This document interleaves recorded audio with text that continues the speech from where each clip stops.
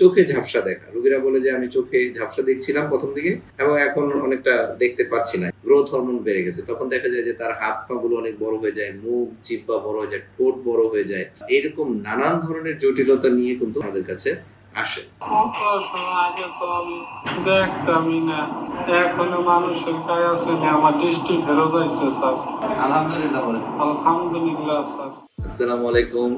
আমি ডাক্তার মোহাম্মদ সুজন শরীফ, সহকারী অধ্যাপক, নিউরো সার্জারি বিভাগ। আজকে আপনাদের যে বিষয়টা নিয়ে একটু আলোচনা করতে চাই সেটা হচ্ছে পিটুইটারি টিউমার। পিটুইটারি টিউমার হচ্ছে এরকম একটা টিউমার যেটা হচ্ছে আমাদের পিটুইটারি গ্রন্থি থেকে হয় এবং এই পিটুইটারি গ্রন্থির আশেপাশে আমাদের ইম্পর্টেন্ট কিছু স্ট্রাকচার থাকে যেটাকে আমরা বলি অপটিক নার্ভ এবং অপটিক কায়াজোন, এবং দুই পাশে আমাদের থাকে হচ্ছে ইন্টারনাল ক্যারোটিড আর্টারি।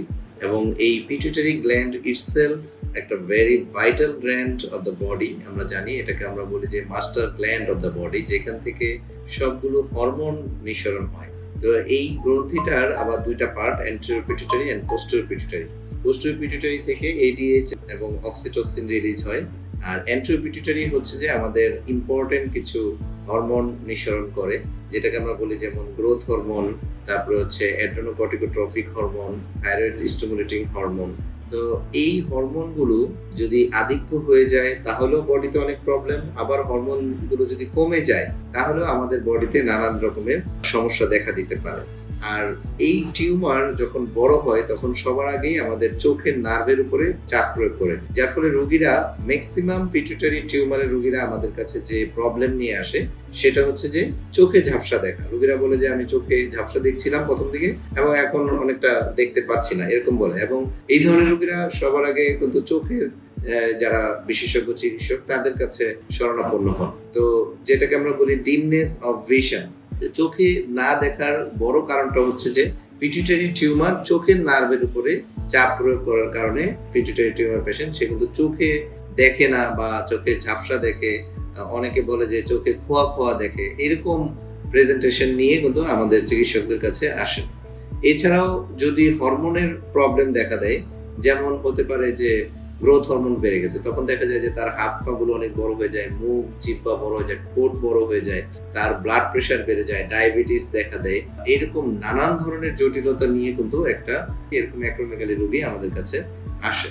আরেক ধরনের পেশেন্ট আছে যেটাকে আমরা বলি কুশিং ডিজিজ, যেটা হচ্ছে এসিটিএস সিক্রেটিং পিটুইটারি অ্যাডেনোম, একটা হরমোন যেটা অ্যাড্রেনোকর্টিকোট্রফিক হরমোন। এইটা যখন অনেক বেশি বেড়ে যায় তখন শরীরে কর্টিসলের পরিমাণ অনেক বেড়ে যায় এবং রোগীগুলো মোটা হয়ে যায়, তার মুন ফেস হয়, সাইকোলজিক্যাল প্রবলেম হয়, অত্যধিক ডায়াবেটিস হয়, কোনো কারণভাবেই ডায়াবেটিস নিয়ন্ত্রণ করা যায় না, এবং আরো নানান ধরনের জটিলতা নিয়ে আমাদের কাছে আসতে পারে। এই ধরনের পেশেন্টকেও যখন আমরা ইভালুয়েট করি তখন তাদেরকেও দেখা যায় যে তার পিটুইটারি টিউমার থাকে। অনেক সময় এই পিটুইটারি টিউমার যদি অনেক দিন চিকিৎসা না নেওয়া হয় তখন এই টিউমারটা ওইখানে ফেটে যেতে পারে, যেটাকে আমরা বলি পিটুইটারি অ্যাপোপ্লেক্সি। তখন ওখানে রক্তক্ষরণ হয় এবং আশেপাশের যে আরো অন্যান্য নার্ভগুলো সেগুলো চাপ প্রয়োগ করে। এর মধ্যে একটা ইম্পর্টেন্ট নার্ভ হচ্ছে আমাদের থার্ড ক্রেনিয়াল নার্ভ, যেটাকে আমরা বলি অকুলোমোটর নার্ভ। সো অকুলোমোটর নার্ভের উপরে যখন টিউমারটা ফেটে যে চাপ প্রয়োগ করে তখন একদিকে চোখের পাতা পড়ে যায়, যেটাকে আমরা বলি টোসিস। এটাও খুব আনকমন নয়, মাঝে মধ্যে আমরা পাই যে চোখের পাতা পড়ে গেছে। তো এরকম পিটুইটারি টিউমারের একটা পেশেন্ট যখন চোখে দেখতে পায় না বা মাথা ব্যথা আছে, এরকম প্রবলেম নিয়ে আমাদের কাছে যখন আসে তখন আমরা তার ভিশনটা ইভালুয়েট করার চেষ্টা করি যে তার চোখের পাওয়ারটা আসলে কত। এটা হলো প্রথম ধাপ। দ্বিতীয় ধাপে আমরা যেটা করি, অনেক সময় ফান্ডোস্কোপি করে আমরা দেখি যে তার চোখের নার্ভটা শুকিয়ে গেছে, যেটাকে আমরা বলি প্রাইমারি অপটিক অ্যাট্রফি, সেটা নিয়েও আসে। আমরা এই ধরনের পেশেন্টকে আরো কিছু চোখের পরীক্ষা করতে দেই, যেমন ভিজুয়াল ফিল্ড অ্যানালাইসিস, যে চোখের কোন অংশে রোগী কেমন দেখতে পাচ্ছে, যে সেটাকে আমরা ভিজুয়াল ফিল্ড অ্যানালাইসিসের মাধ্যমে আমরা বুঝতে পারি যে তার কোন অংশ কোন ভাগে সে কম দেখতে পাচ্ছে। এরপর আমরা পিটুইটারি টিউমারের পেশেন্টকে কিছু ইনভেস্টিগেশন করতে দিই। সবচেয়ে ইম্পর্টেন্ট ইনভেস্টিগেশন হচ্ছে MRI of brain with pituitary protocol with contrast. এটা দিয়ে আমরা পিটুইটারি গ্রন্থি যে ছোট জায়গাটাকে অনেক বড় করে আমরা দেখতে পারি এবং ওখানকার যে টিউমার, সেই টিউমারের সাথে ইন্টারনাল ক্যারোটিড আর্টারি অপটিক নার্ভের কি সংযোগ সেটা আমরা দেখতে পারি। আমরা একটা ছবির মাধ্যমে যদি আপনাদেরকে দেখানোর চেষ্টা করি, এটা হচ্ছে আমাদের একটা পিটুইটারি টিউমারের এমআরআই এর একটা ছবি। আমরা যদি দেখি এই টিউমারটার লোকেশন কোথায়, এই টিউমারটার লোকেশন হচ্ছে এই যে ব্রেইন, এই ব্রেইনের নিচের দিকে, এবং এই যে ব্রেইন স্টেম মিড ব্রেইন পন্সের সামনে, এবং এখানে আমাদের থার্ড ভেন্ট্রিকল, ল্যাটারাল ভেন্ট্রিকলের নিচের দিকে, এবং এটা হচ্ছে আমাদের নাকের ছিদ্র থেকে খুব কাছাকাছি। এখানে একটা ইম্পর্টেন্ট সাইনাস থাকে, সেটাকে আমরা বলি স্ফেনয়েড সাইনাস। সো এই স্ফেনয়েড সাইনাস ক্রস করলে এখানে সেলার ফ্লোর। সো এখানে বিশাল বড় একটা টিউমার নিয়ে এই পেশেন্টটা আমাদের কাছে আছে, সে চোখে দেখতে পায় না, এরকম একটি সমস্যা নিয়ে আমাদের কাছে আসে। এবং এই ছবিতেও আমরা দেখতে পাচ্ছি যে তার পিছনে একটা ইম্পর্টেন্ট আর্টারিও আছে, যেটাকে আমরা বলি বেজিলার আর্টারি, এবং উপরের দিকে এটা হচ্ছে পেরিক্যালোসাল আর্টারি, এবং দুই পাশে আমাদের থাকে হচ্ছে ইন্টারনাল ক্যারোটিড আর্টারি। আগেরটা ছিল স্যাজাইটাল ভিউ, এটা হচ্ছে করোনাল ভিউ। এই ছবিতে আমরা দেখতে পাচ্ছি যে এখানে এই যে চোখের নার্ভ অনেক চিকন হয়ে গেছে, মানে এই টিউমারটা এই নার্ভটাকে অনেক চিকন করে ফেলছে, চেপে যায়, যার ফলে কিন্তু আমাদের এই পেশেন্টটা চোখে দেখতে পাচ্ছে না, এবং দুই দিকের যে ইন্টারনাল ক্যারোটিড আর্টারি এগুলো আমরা এখানে দেখতে পাচ্ছি। অনেকে আমাদেরকে প্রশ্ন করে থাকেন যে এইরকম একটি টিউমার কিভাবে অপারেশন করা হয়, একটা কমন কোশ্চেন। তা আমাদের পিটুইটারি টিউমার যেহেতু নাকের ছিদ্র থেকে খুব কাছে, আমরা এটাকে নাকের ছিদ্র দিয়ে অপারেশন করতে পারি, কোনো মাথা কাটার প্রয়োজন হয় না। এটা একটা মিনিমালি ইনভেসিভ সার্জারি, আমরা নাকের ছিদ্র দিয়ে আল্লাহ চাইতো করতে পারি। একটু আগে যে রোগীটার আমরা দেখালাম পিটুইটারি টিউমারের এমআরআই, আমরা নাকের ছিদ্র দিয়ে এন্ডোস্কোপিক এন্ডোনেজাল ট্রান্স স্ফেনয়েডাল পদ্ধতিতে আমরা এই অপারেশনটা করছি। এরপর আমরা যেটা করি যে টোটাল এক্সপোজার যখন হয়, তো এরপরে হচ্ছে আমরা ডুরামেটার অফ দি পিটুইটারি টিউমার, এর নিচে যে থিন লেয়ার অফ ডুরামেটার থাকে, সেটাকে আমরা ভেরি মেটিকুলাসলি আমরা এক্সারসাইজ করি। আমরা ইউ শেপড ডুরাল ওপেনিং করি, ডুরোটমি ইউ শেপড, যাতে করে ম্যাক্সিমাম ওপেনিংটা আমরা করতে পারি এবং টিউমারের এক্সপোজারটা খুব ভালো থাকে। এই যে নাকের ছিদ্রের যে স্ফেনয়েড সাইনাসটাকে ওপেন আমরা করেছি, so this is very important to reconstruct the seller floor. So আমরা ফ্যাট, ফাসালাটা, তারপরে বোন চিপস, এরপর হচ্ছে আমরা দেখতে পাচ্ছেন যে আমরা হার্ডার্ট ফ্ল্যাপ, যেটাকে আমরা বলছি যে ভাস্কুলারাইজড নেজোসেপ্টাল ফ্ল্যাপ, এই ফ্ল্যাপটা খুব সুন্দরভাবে দিয়ে রাখা হয় এবং সার্জিসেল দিয়ে এটাকে পজিশনে রাখা হয়। এবং লাস্টলি আমরা বেলুন দিয়ে এই যে আমরা রিকনস্ট্রাকশন করলাম টোটাল, এই রিকনস্ট্রাকশনটাকে পজিশনিং করা হয়, সো দ্যাট এটা খুব ভালোভাবে যাতে 1-2 দিনের মধ্যেই যে সেলার রিকনস্ট্রাকশন বা যে সেলারটা ওপেন হয়েছে সেটা যাতে খুব ভালোভাবে ফিক্সড হয়ে যায়। অনেক সময় আমাদেরকে প্রশ্ন করা হয় যে কিরকম ব্লিডিং হয়। যেই ধরনের টিউমার দুই পাশের ক্যাভার্নাস সাইনাসের ভিতরে বেশি ইনভেশন থাকে, সেই ক্ষেত্রে কিন্তু আমাদের ব্লিডিং হয়। তো সেটাকে আমরা স্পঞ্জ স্টেন্ট, তারপরে হচ্ছে সার্জিসেল অথবা কম্প্রেশনের মাধ্যমে আমরা সেই ভেনাস ব্লিডিংটা কিন্তু খুব ইজিলি আমরা স্টপ করতে পারি।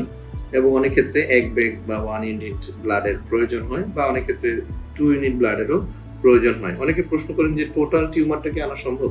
হ্যাঁ, যদি এটা সফট সাকেবল হয়, ইম্পর্টেন্ট ভাইটাল স্ট্রাকচারের সঙ্গে খুব স্ট্রংলি অ্যাডহেয়ার না থাকে, তাহলে কিন্তু ম্যাক্সিমাম ক্ষেত্রেই পিটুইটারি টোটাল টিউমারটা রিমুভ করা পসিবল। ম্যাক্সিমাম ক্ষেত্রে আমরা টোটাল রিমুভাল করি, এবং সেই জায়গাটা, যে জায়গাটা ফাঁকা হলো, to prevent empty sella syndrome, মানে সিএসএফ এর যে ব্যাগ সুপ্রাসেলার সিস্টেম, এটা যাতে অনেক বেশি নেমে না আসে, সেই জন্য আমরা, আপনারা ভিডিওতে দেখতে পেয়েছেন যে আমরা কিছু ফ্যাট ওইখানে রিপোজিশন করে দিই। সেই ফ্যাটগুলো পরবর্তীতে এমআরআইও বোঝা যায় যে এখানে ফ্যাট রাখা হয়েছে, এখানে আর কোনো টিউমার নেই। জি, সম্মানিত দর্শক, এটা আমাদের একটা পেশেন্টের আমরা পিটুইটারি হিউজ ম্যাক্রোএডেনোমা আমরা দেখতে পাচ্ছি। আমরা যদি এই পেশেন্টের ভিজুয়াল ফিল্ড অ্যানালাইসিসের কথা আপনাদেরকে বলেছিলাম যে আমরা ভিজুয়াল ফিল্ড অ্যানালাইসিস করে থাকি। সো এখানে দেখা যাচ্ছে যে তার চোখের অর্ধেক অংশ, যেটাকে আমরা বলি বাইটেম্পোরাল হেমিয়ানোপিয়া, অর্ধেক অংশ কিন্তু কালো, মানে এই অংশে উনি দেখতে পাচ্ছে না। এটাকে আমরা বলি ভিজুয়াল ফিল্ড অ্যানালাইসিস এক্সামিনেশন। এবং এইখানে আমরা যদি দেখি যে এই টিউমারটাও এমআরআই করে আমরা দেখতে পাচ্ছি যে অনেক বড় একটা টিউমার। এই পেশেন্টের এই যে হাত পাগুলো আমি বলছিলাম যে অনেক বড় হয়ে যায়, আমরা দেখতে পাচ্ছি যে হাত অনেক বড় হয়ে গিয়েছে তার, নর্মাল হাতের থেকে, আমাদের হাতের থেকে তার হাত ফিঙ্গারগুলো অনেক বড়। এবং এই পেশেন্টের আনকন্ট্রোল ডায়াবেটিস ছিল, আমরা চোখের আরেক দিকের যদি আমরা ছবিটা দেখি তাহলে দেখবো যে চোখে আসলে এই চোখটাতে সে একেবারেই দেখে না, যেটা হলো ডান চোখ। এই চোখে সে একেবারে দেখে, মানে টোটাল 4টা কোয়াড্রেন্টই হচ্ছে তার কালো, মানে হচ্ছে কমপ্লিট ব্লাইন্ডনেস। তো এই পেশেন্টের অপারেশনের পর আমরা যদি দেখি তার একটি অনুভূতি আমরা যদি এখানে দেখানোর চেষ্টা করি। আসসালামু আলাইকুম। ওয়ালাইকুম সালাম। কি নাম আপনার? আকাশ মির্জা। অপারেশনের আগে কেমন দেখতেন চোখে? অপারেশনের আগে তো আমি দেখতামই না, কোনো কিছু মানুষের কায়া চিনতাম না। টাকা 10 টাকা 5 টাকা করলে 100 টাকা 500 টাকা এই টাকা চিনতাম না। এখন কেমন চিনেন? এখনো ভালো চিনি। এখন আমি বর্তমানে 100 টাকা 500 টাকা বর্তমানে আমি চিনি। এটা 100 টাকা, এটা 500 টাকা। আর পরিষ্কার কেমন দেখেন আগের থেকে? আগে তো মানুষের স্যার কায়াই চিনতাম না, এখনো মানুষের কায়া চিনি। আমার দৃষ্টি ফেরত যাইছে স্যার, আলহামদুলিল্লাহ। আগে দৃষ্টি ছিল না স্যার।